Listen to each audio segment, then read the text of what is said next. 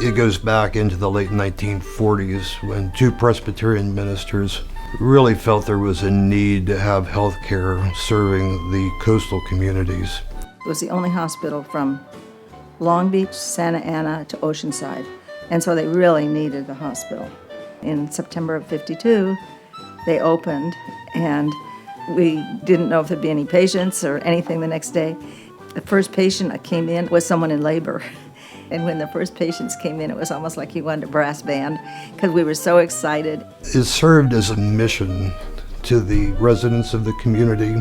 It embraced the values of the Presbyterians, compassion, integrity, in providing health care to the community. My dad loved the hospital. He used to tell me that it was a living memorial to all of the things that my grandfather stood for. It became a place into which he poured his heart and soul. He spent much of his time there. It was simply his passion. I got to know George Hoag personally. He told me that he felt the greatest way to honor his father was for this to be a successful venture. He came practically every morning to this hospital, and he would make rounds. He talked to all the nurses and the janitors and the doctors. So he had a good feel for what was going on in the hospital. You know, he was bigger than life. You know, his name's on the buildings and the funding from the George Hoag Family Foundation. What he enjoyed was coming over here daily and walking and talking. He knew the employees. He just liked to be out among them. I first became involved with Hoag in 1957, and I came to Hoag and I said, I want to help you. I want you to help me. I want to do something that's good. It was a small hospital, but it was a good hospital. One of the things that George Hoag was very keen on is he was interested in how many people donated, because what he wanted was everybody to donate something. So he felt that to get the community all involved, they had to feel ownership of the project.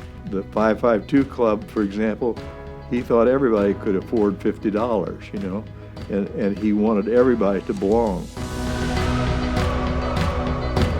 Renaissance Hoag proved that we could do something very different, and that is tell a great story, go out and raise real money to back it. And so Renaissance Hoag took us from the world of being a small community hospital to really believing and understanding that we could be a lot more than that. And in fact, today we are.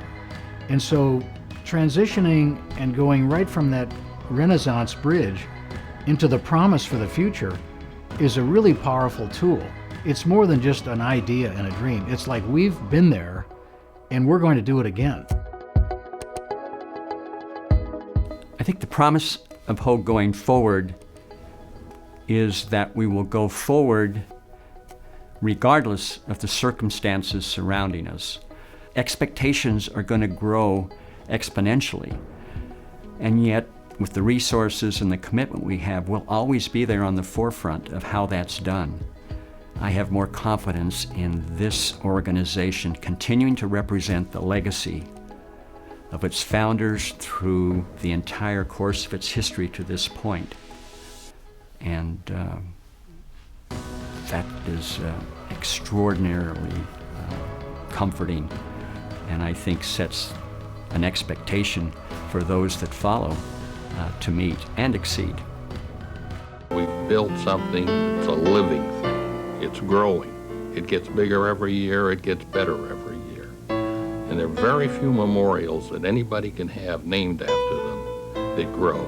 Statues can't grow, buildings can't grow, but something like a hospital can. And I think my dad would be very proud.